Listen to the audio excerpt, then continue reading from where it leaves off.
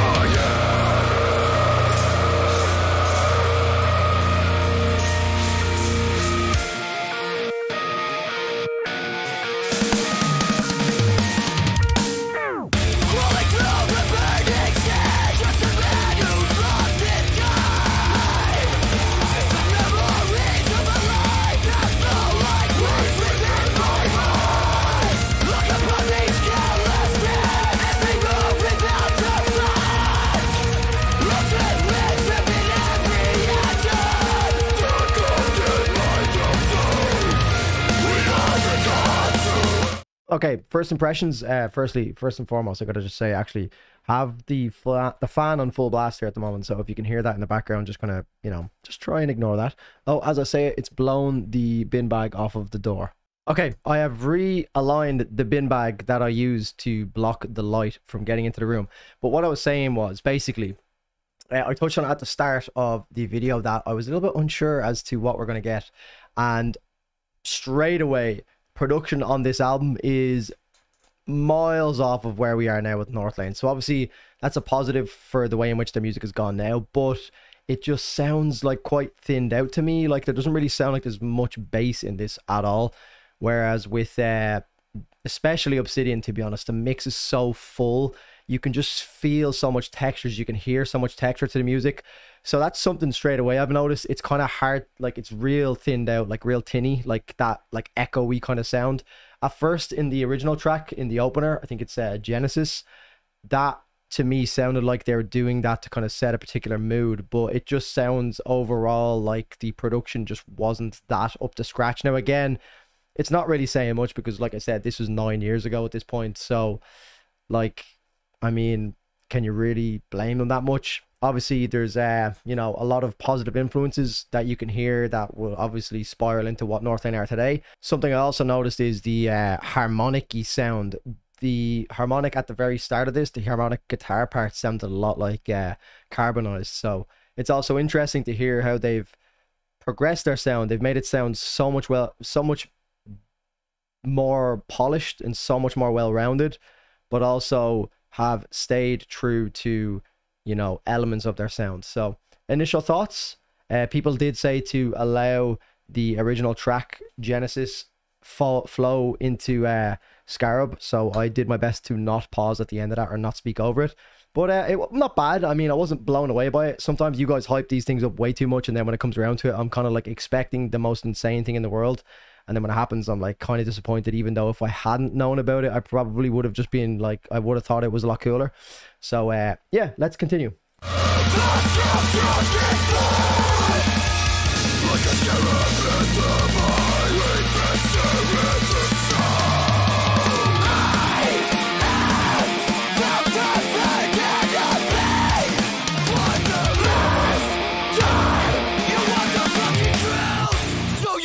Fucking truth! The truth is we all suffer! I'm going to pause one more time and then I'm going to leave for a minute.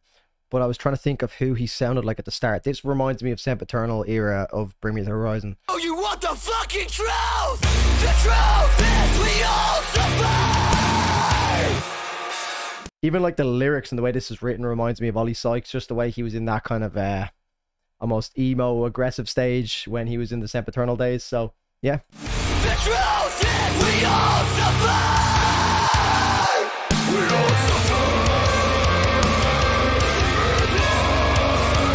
We all suffer!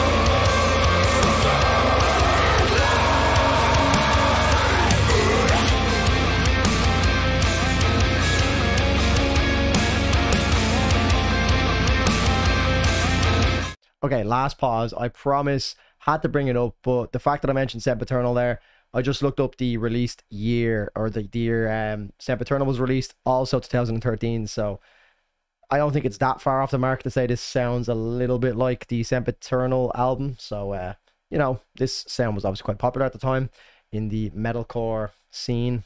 Not that I suppose, yeah, Bring Me the Horizon metalcore at that stage, yeah.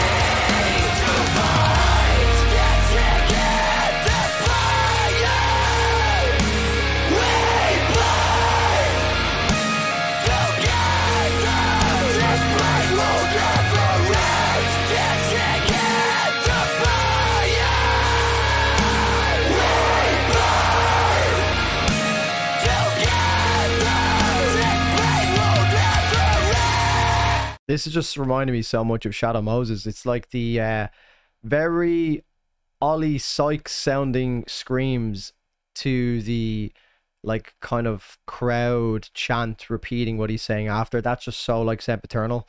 And in particular Shadow Moses, that track, that was a big part of that track, with the kind of crowd like echoing back everything Ollie Sykes said. So again, hate to be the comparison guy, but if the comparison's there, I'm gonna make it.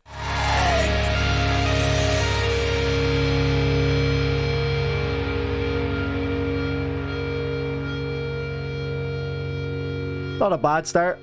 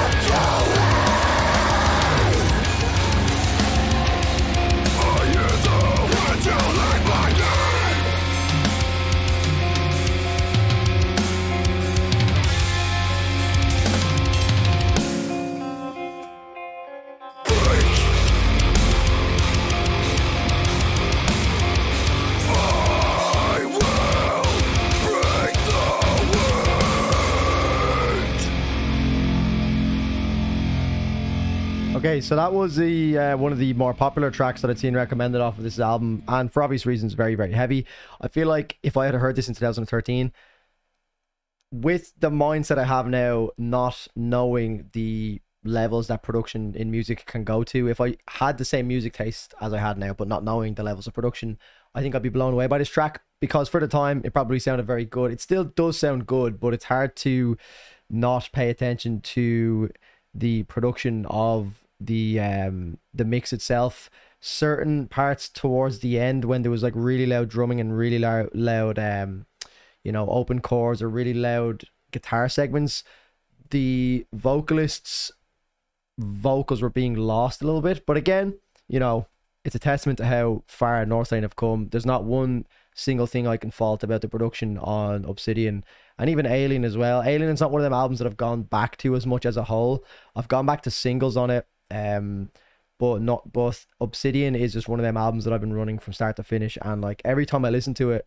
the production almost gets better as opposed to like finding flaws in it, which is quite rare. Like generally, the more you listen to something, I think you can start to pick apart, well, this is actually probably, you know, not as good as the way this band does it. But with Obsidian, I just can't stop finding, you know, new tracks that I'm fucking with so much heavier than when I originally listened to them.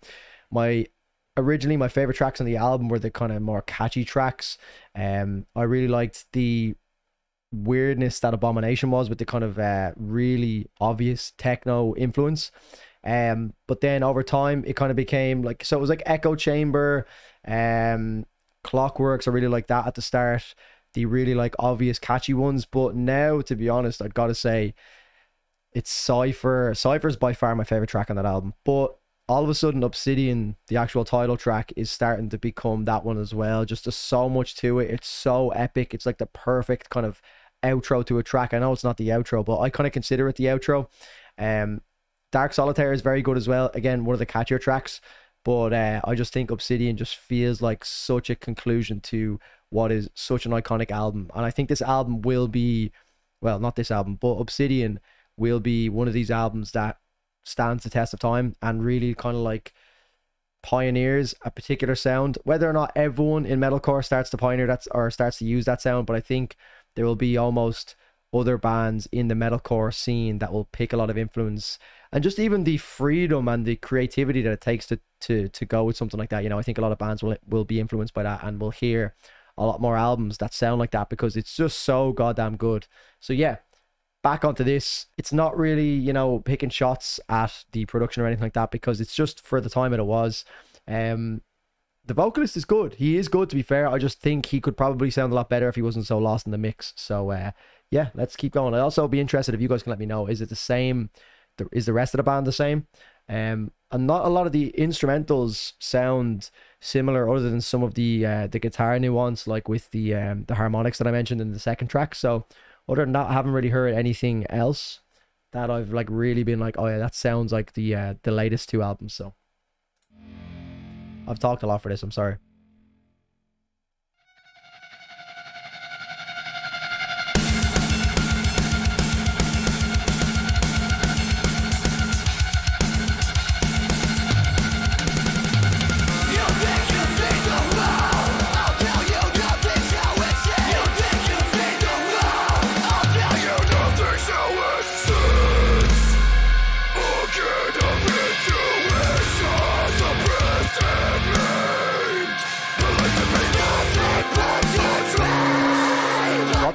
Well,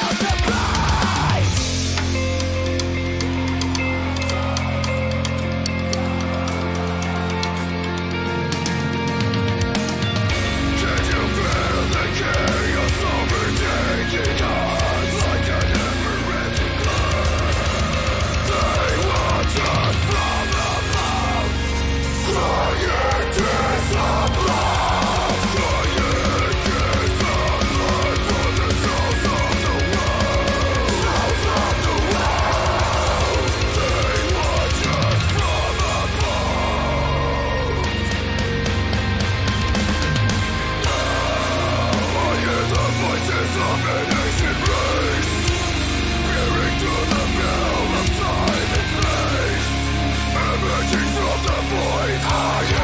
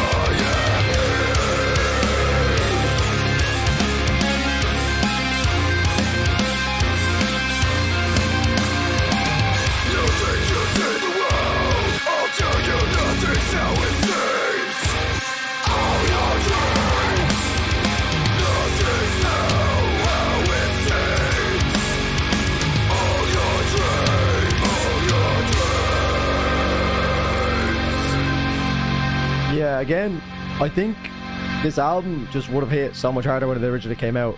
It still sounds good, but it's just, I've heard so much better. Okay, I think this is the most popular track on the album. I've seen the view count on this. It's like pretty high, and I'm pretty sure the plays in Spotify is like 18 million. So I don't think any of the other tracks got this kind of attention. So let's listen up. Okay, so even this sounds a little bit more full.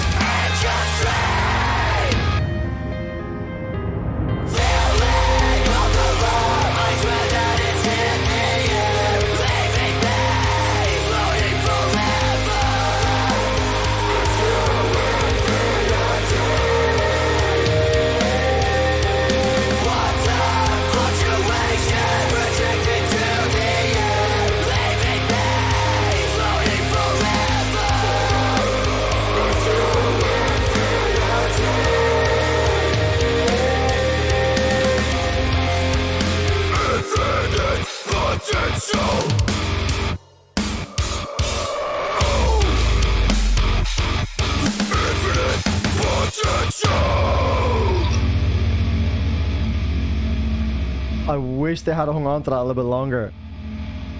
But that felt like the fullest track on the album. It felt like it had the best production on it. It just felt like they had a bit more bass to it. It felt like, I don't know, larger.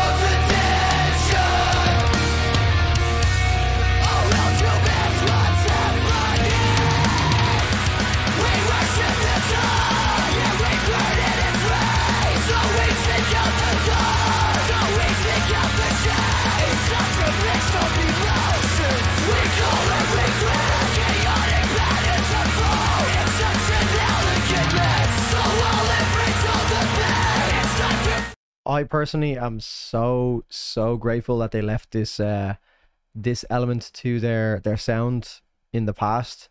I don't ever really like these up-tempo segments, whether it be blast beats, whether it be this kind of gallopy sound. I've never liked that. I don't think I ever will. It just doesn't click with me, and I've been kind of like saying this now for the last 2 or so years. Like, I wonder if one day it'll kind of click with me. I know this is, you know, this does it for a lot of people, but it just never really does it for me. So I'm glad, if anything, that Northlane have, at least for their latest 2 albums, especially Obsidian, have just left that in the past.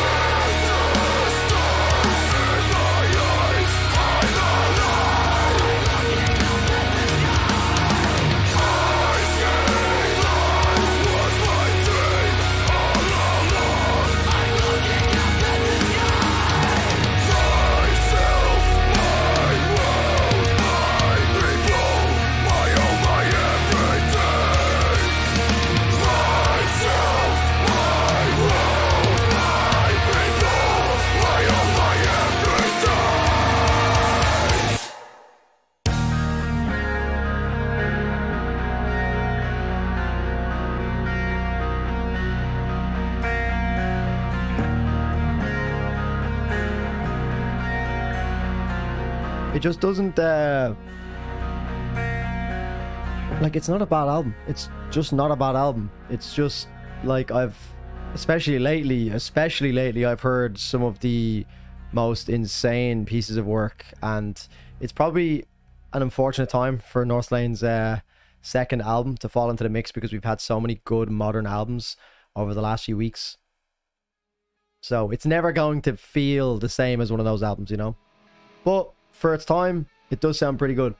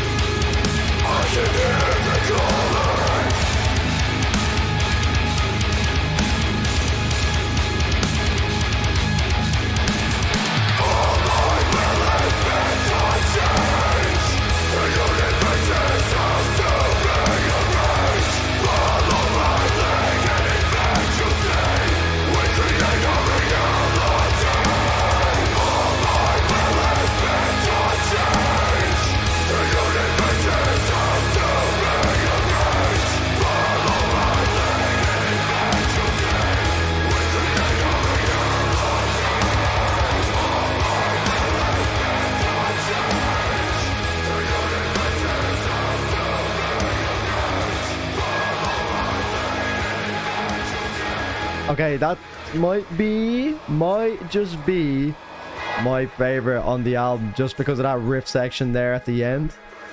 And I'm actually kind of liking the fade out tracks that I've been hearing recently. There's been some pretty cool fade out tracks that we've heard on the last few albums. But that one, yeah, I like that. It was powerful.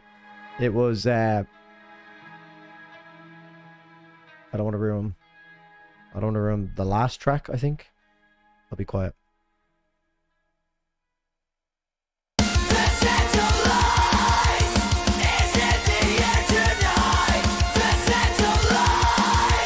Ollie Sykes.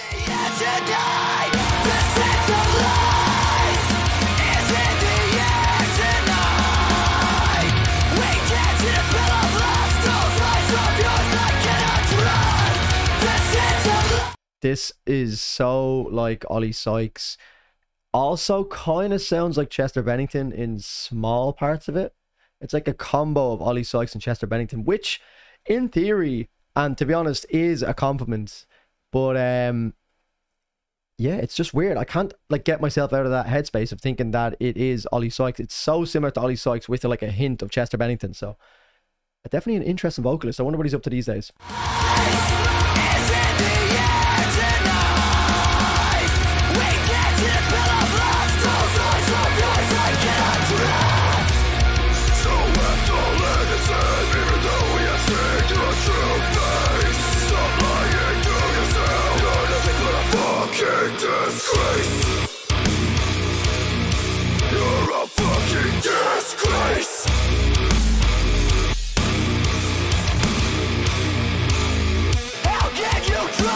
Okay, we're picking up a little bit.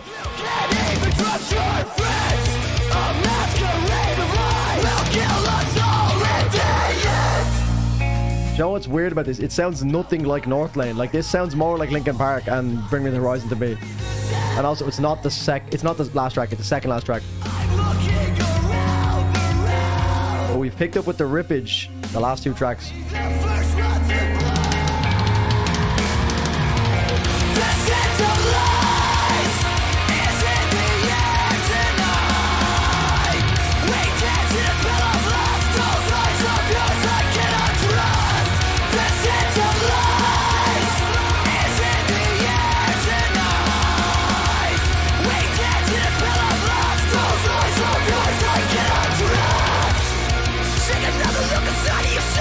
Oh, do you know what this sounds so like? And I'm gonna say Bring Me the Horizon again because it's just, it has Bring Me the Horizon all over. It just reminded me so much of that era.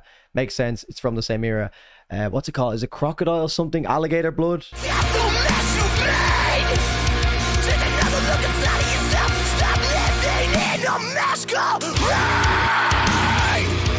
You're just a two-faced piece of shit.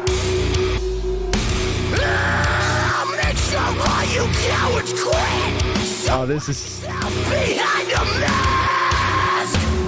In a realm of double faces, you can never hide what's in your past. This is like just so that era of music, even the lyrics.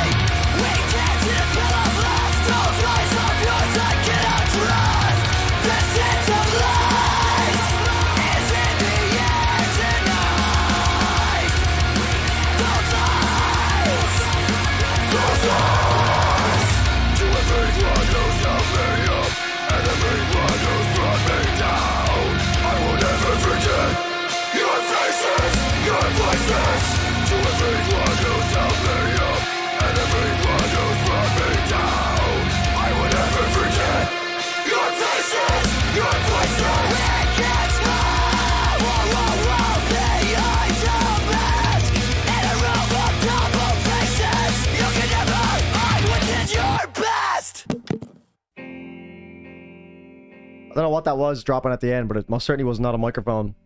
It sounded like he dropped like a an empty toilet paper tube or some shit. I don't know. Didn't sound like a microphone anyway. Like the hollow part of a toilet tube, the little brown thing. Yeah. Last track. Quick fucking album, man. It's nice to be able to get these digestible albums in. Get them out as soon as possible for you guys. But it's... the biggest takeaway of this one so far has been how far their sound has come. Like their vocal style and the cadence and just the way in which they actually package the vocals is so different. Obviously, it's a different vocalist. Marcus is going to put his own twist on things. And then on top of it, everything else, whether it be the production's been upped so many different levels, whether it be adding in the electronic elements. And not only that, just the overall sound, it just sounds so much crisper nowadays. Whereas this felt like it just lacked a lot of bass. Not bad, like there was some big riffs towards the end, some big tracks at the start as well. Don't watch TV. Don't read magazines. Don't even listen to NPR. Create your own road show. The nexus of space and time where you are now is the most immediate sector of your universe. And if you're worrying about Michael Jackson or Bill Clinton or somebody else, then you're disempowered. You're giving it all away to icons. Icons which are maintained by an electronic medium, so that you want to dress like X or have lips like Y or something. This is shit-brained, this kind of thinking. That is all cultural diversion. And what is real is you and your friends and your associations, your highs, your orgasms, your hopes, your plans, your fears. And we're told, no, we're unimportant, we're peripheral, get a degree, get a job, get a this, get a that, and then you're a player. You don't even want to play in that game. You want to reclaim your mind and get it out of the hands of the cultural engineers who want to turn you into a half-baked moron consuming all this trash that's being manufactured out of the bones of a dying world. Where is that at?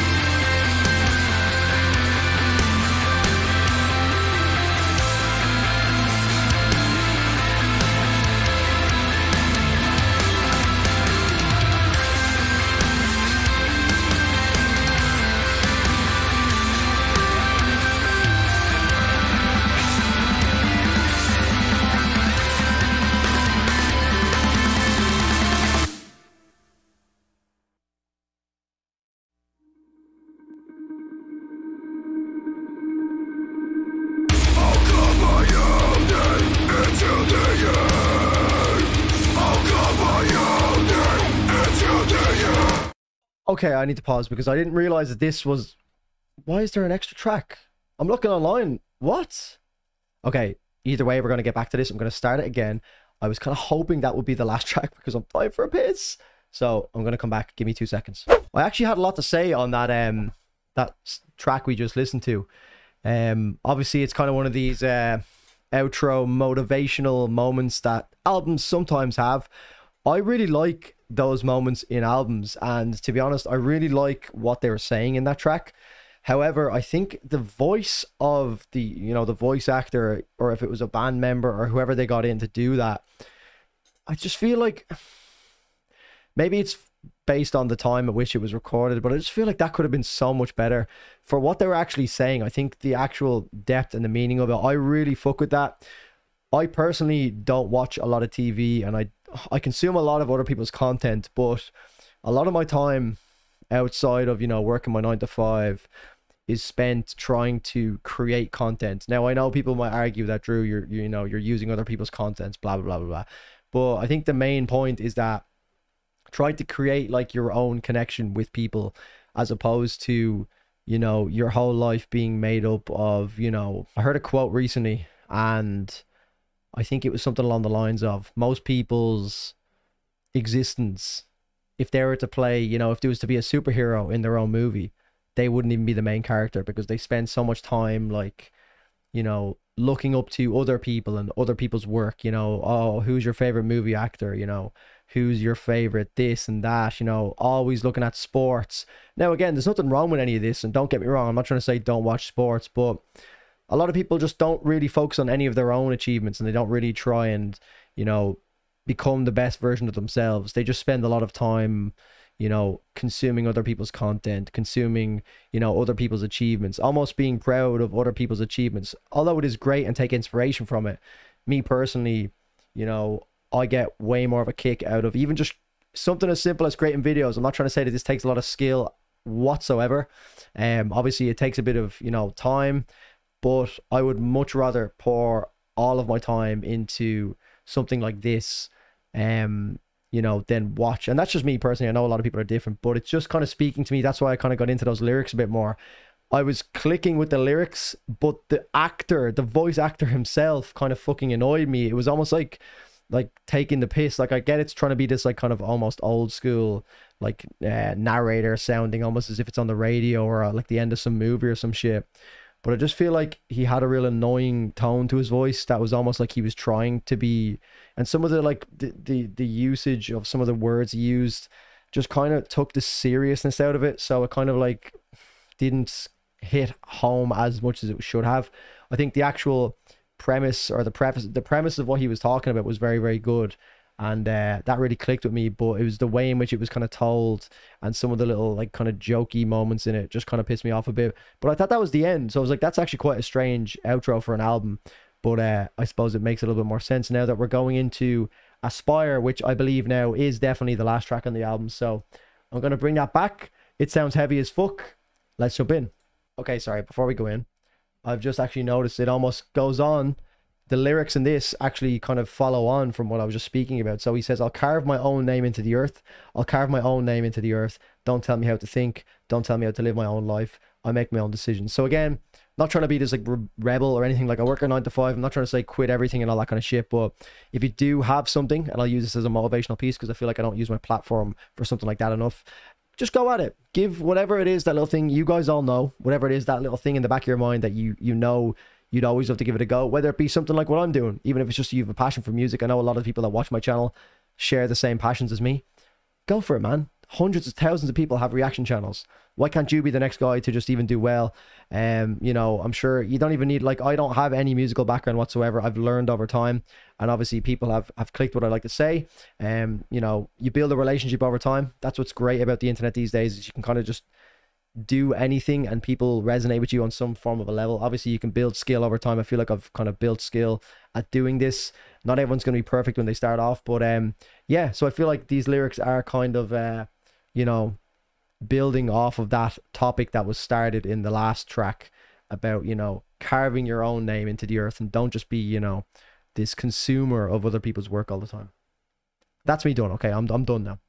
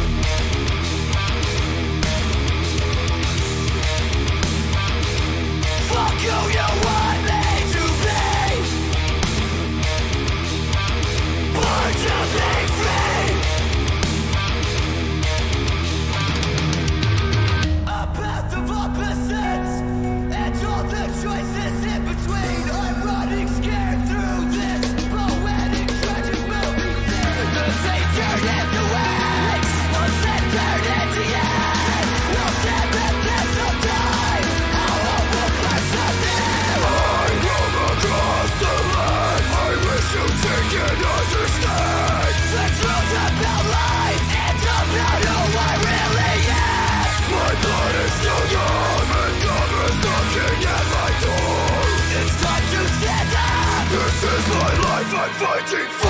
From across the land, I wish you think and understand. The truth about life, it's about who I really am. My blood is still young and God is knocking at my door. It's time to stand up. This is the life we're fighting for.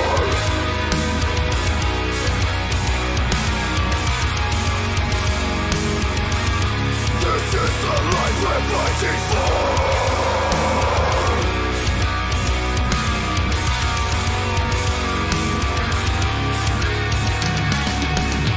I'll come my own day into the end.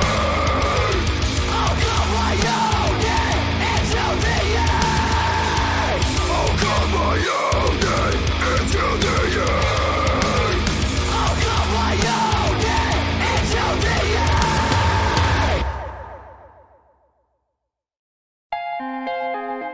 Okay, right. So I'm not gonna lie, the latter part of the album, pretty much ever since I had that little speech about how the production and everything just feels like it's kind of missing something. I do feel like the album took a bit of a turn. Now, again, overall, how many tracks I'd actually go back to? Probably I'd say like 4 max. Again, it's first listen, so that could all change. It could be less, it could be more. Again, just what's fresh in my mind, I do like the outro theme, and it was probably running throughout, to be honest, but I didn't pay too much attention until it really caught my eye what he was speaking about in the second last track, and then how it led into the last track. So Singularity being the name of the album, I'm assuming it's probably like, you know, singular existence or something. I don't know, like really paying attention to the fact that you are, you know, you're only, as far as we know, the only opportunity you're going to get is the life you're living now. So obviously, you know, carve your own name into the earth and that kind of thing. So yeah, I did like, and now that I think of it, there was actually another track that did touch on that, about, you know, going for things that you actually want to do and that kind of thing, and, you know, not falling victim to the traps of society and all this kind of thing. Now again, I do get that, like I do like when people, and bands in particular, you know, go on about that kind of thing, but yeah, I don't know, I'm a little bit like, for the time, it was probably a great album. Like, I can imagine this when it came out, very, very good. But at the same time, Sempiternal came out at that time as well. And although I believe that Sempiternal was a very good album for the time, I'd still listen to it now and think it's an unbelievable album. Like, I think that that's a very, very good album. I'd listen to that now, no problem at all. This felt like a combination of Sempiternal and a little bit of Linkin Park as well. Like I said, production was a little bit lackluster. Not really taking anything away from the band. I know it was like 9 years ago, so like you can't really fault them for that. But overall, if I had to give it a rating, considering everything, considering other albums that I've rated, I have to be very careful here, because this can get very hard to do when you've already rated certain albums that weren't as good as other albums, but then you start to encompass albums that are slightly lower than that, and all of a sudden there might only be like a 1 point difference, but the albums are completely different, and you're like, okay. So if it just comes down to my own personal preference and replay value, for me, I would say this is probably like a 6. So if we're going off of Whitechapel Kin maybe being like, I'd say like a 7.5, 7 for me. I think I originally said 7.5, but just by the fact that I've only really gone back to like 2 or 3 tracks off that album, I'd say it probably falls at realistically a 7. I would put this at like a 6, and I think a lot of the points lost in this is to do with production. I also can't take away from the fact that all I can hear is Bring Me the Horizon. It just, the vocalist sounds so similar. Yeah, nothing really is pushing boundaries for me right now, but again, I'd have to drop myself back to 2013 to really understand how, you know, how unique this album might have been for its time. Not to say that it was or wasn't, but I just feel like, you know, it's kind of hard to really gauge it. So yeah, I would say 6 right now. I'll probably spin it a few more times. I might pick the tracks that I like the most. I don't really have any mad desires as of right now to be like, oh, I can't wait to listen to this back. Whereas sometimes when I finish up with an album, I just know that it's going to be like that album for the next while. Like Obsidian here, like The Dark Pool by Thornhill, like currently I'm banging out Silent Planet quite a lot, to be honest. Their album Iridescent. What other albums I listen to at the moment? I've been listening to a lot of Loathe. I've been listening to a lot of the Dig Deep by After the Burial. So whether or not I'll go back to this one much, probably not. First listen, there's a few tracks that I'm going to go back and listen to the mental riffage on it, but other than that, I mean, it just feels like, why would I go to this old Northlane from 9 years ago when, you know, I have these sparkling new, well produced, or unbelievably produced, well is probably an understatement, unbelievably produced Northlane albums that have come out over the last like 4 years. So yeah guys, that's gonna be me for the video. I think I've pretty much covered everything there that I'm feeling right now. Obviously, if there's any massive updates, I will change that along the way, and I'll let you guys in on whether or not I've come around to this album completely. But I mean, again, it's not a bad album. Sometimes you can kind of come across as I'm like shitting on an album, or I wasn't that impressed. It's just kind of like, you know, it's gonna be hard when the level of albums that I've been reacting to recently, like the modern albums, have just come so far. So yeah, look lads, I'm not going to keep you any longer. Make sure you're subbed to the channel. If you did like this video, please do leave a like rating on it. It'd be much appreciated. If you would like to support the channel, patreon.com/DrewFortune. I'm hoping that this one doesn't get blocked, so hopefully we'll just get the full album posted.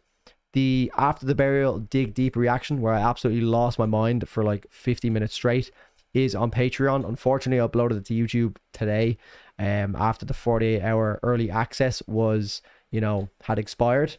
I uploaded the video to YouTube, and as soon as I clicked publish, YouTube blocked it instantly. So I'm going to do up a highlight video. It's probably already out at this point. You've probably already seen it.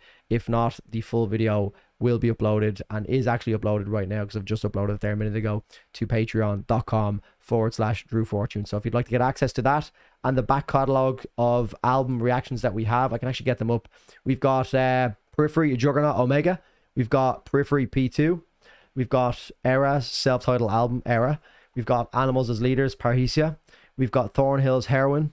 And now we obviously are going to have the